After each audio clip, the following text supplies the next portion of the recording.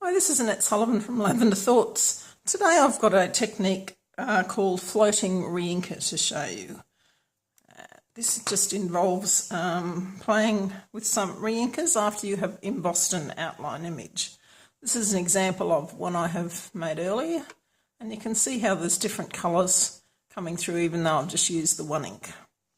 Okay, so today we're going to use the Tea Together stamp set because it's got some nice open flower images. And the first thing I have done is I have heat embossed them with black embossing powder on watercolour paper. Now you can use watercolour paper, or with this particular one I have used shimmery white. Both of them take up the water quite well, so it's just a case of which you prefer. Okay, so I have my reinkers here, and we are going to use Floating Flamingo for our small flower. I'm just going to put a couple of drops in there. We're going to have an aqua painter and some paper towel and some water. I'm just going to put some water in one of these little things as well. Now the idea is that you want to wet the area that you're going to use. So I'm just going to pick up a drop of water here and just make sure that that's nice and wet, and then just pick up a tiny drop of the colour and just drop it in there. And you can see that's starting to move about. So you just let that go. We'll do one of the other ones.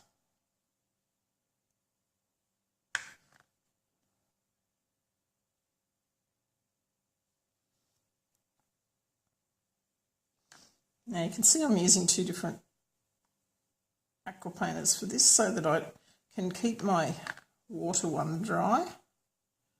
I've still got enough on that.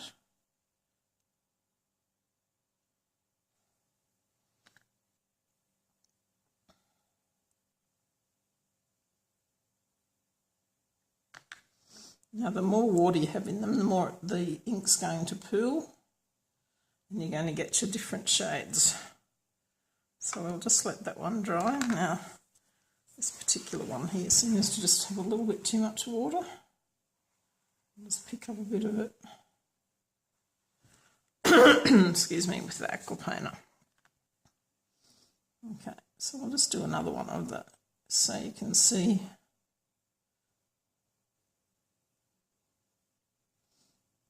This time I've got water in all 5.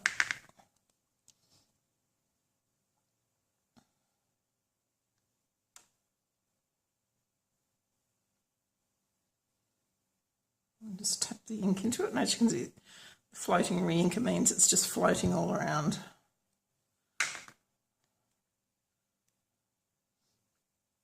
Now I'll make up a card with this after I've finished the video, and it will be up on my blog. The link will be in the bottom of the description here.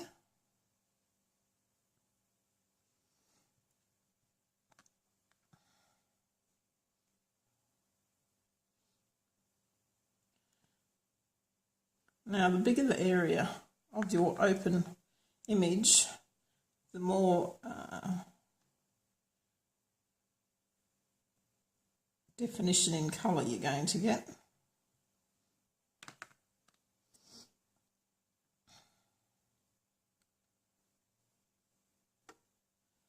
Now, if you let it dry, you can always add a little bit more afterwards, which we'll go back and do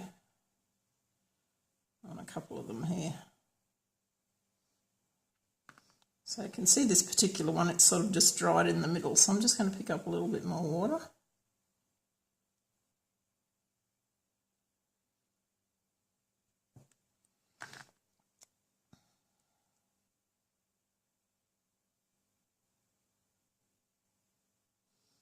And the embossing keeps the water and the inks inside.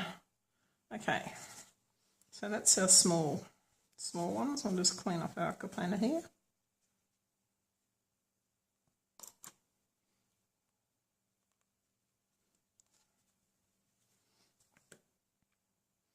Okay.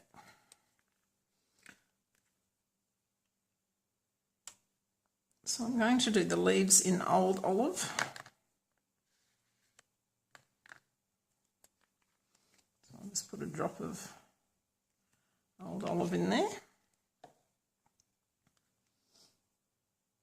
Now I'm going to start with the leaves on the bigger ones, just to give those smaller flowers a bit more time to dry.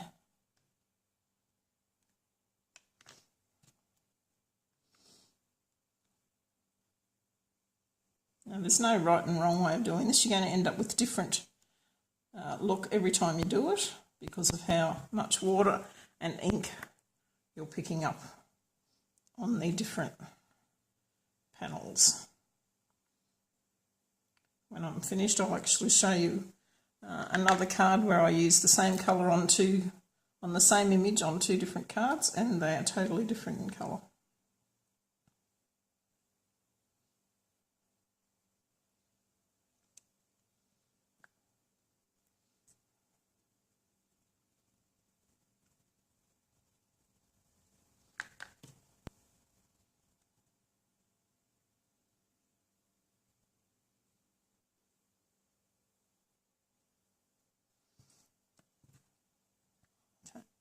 Now you need to be careful moving it around while it's still wet because of the water puddles there. If you're not careful, you'll end up moving the water outside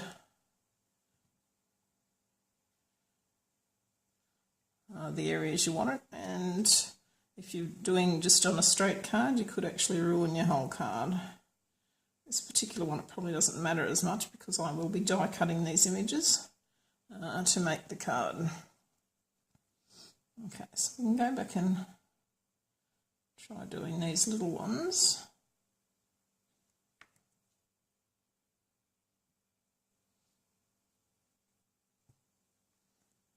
You can see I still had enough ink.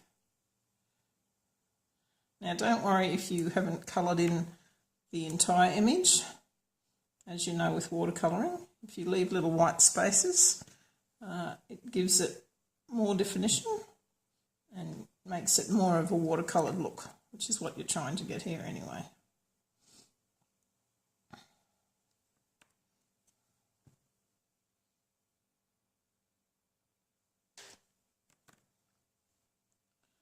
And see, you don't actually need a lot of ink.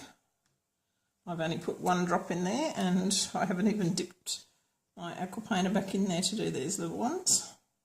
There's still enough on the brush to cover that for you. Okay, and you can see we've got different lights and darks, greens, so you'll get an individual look on all your projects. Okay, now for the middle of these little ones, I'm just going to do Daffodil Delight, so I only want a tiny bit there.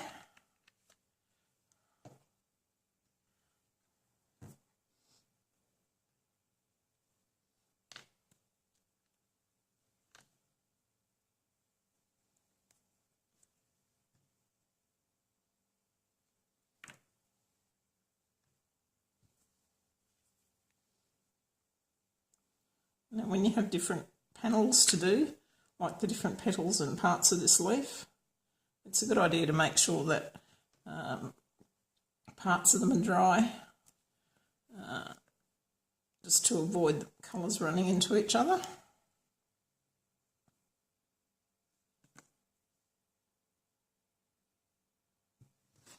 Okay.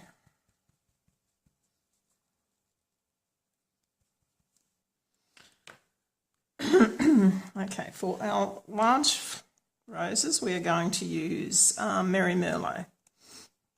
Just give them a nice dark colour. And again, I'm just going to put one drop in, because I think that's probably going to be enough for us. And pick up our water. Now it's a good idea not to do all the petals together. Just do some that are separate from each other to start with.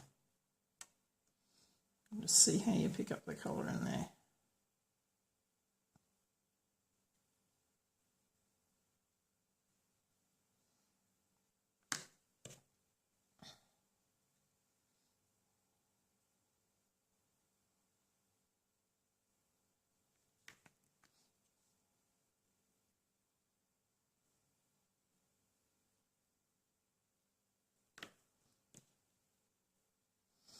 Sure, I just dip that one in the water and not in one of the other coloured inks. And you can see I've actually run in and picked up some of the ink from those other parts there. It's not going to matter too much on this particular one. You can see the water running and the colour running in there. Now I haven't put water in that middle bit because I want it to be a bit darker, so I'm just putting ink straight in there. Okay, do that bit of a clean off. Now if I do all the panels at once on this one, just so you can see what will happen. Now it might be a bit hard to see in the video, but you can actually see the water pooling in each of them. You can see the inks running.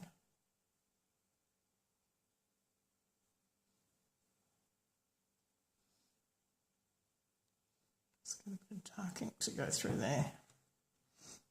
Maybe take that one out a bit. Okay. So you can see that they still all stayed fairly well together. So I might try the same with this one. If you've got much bigger petals or panels, I wouldn't suggest trying to do the whole lot at once. You might lose the general effect of getting the ink to spread how you want it.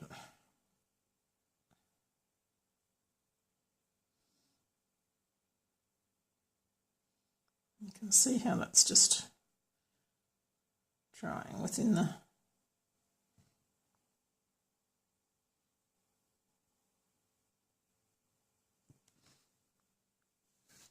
Okay, for our last one.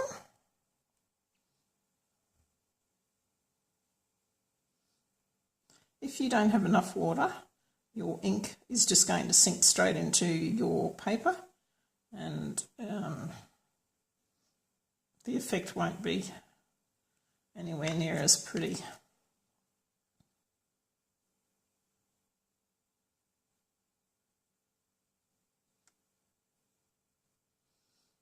Now, if you try this and you're having any difficulties with it, please leave me a comment and I shall get back to you and see if I can help you achieve the look that you're going for. Just try and make that a little bit darker. Okay, so now we have all our images all ready to be made into a card.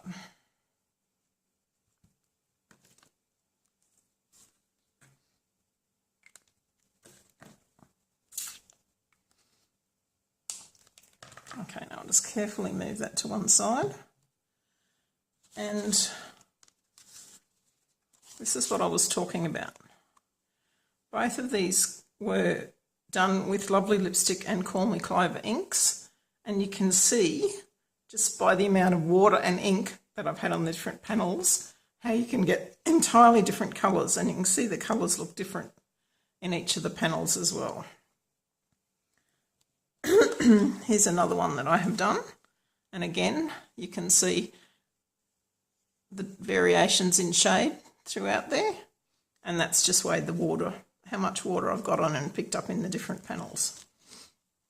Now, again, that's exactly the same colour ink in all three of them, and because you can see how it picks up different things. Okay, thanks very much for watching this technique. I hope you enjoy trying it out. It's a fun one to do, and it's Doesn't have to be exact. That's the beauty of it. Please like my video and subscribe to my channel so you can see what's coming up. And I look forward to seeing you soon. Thanks again.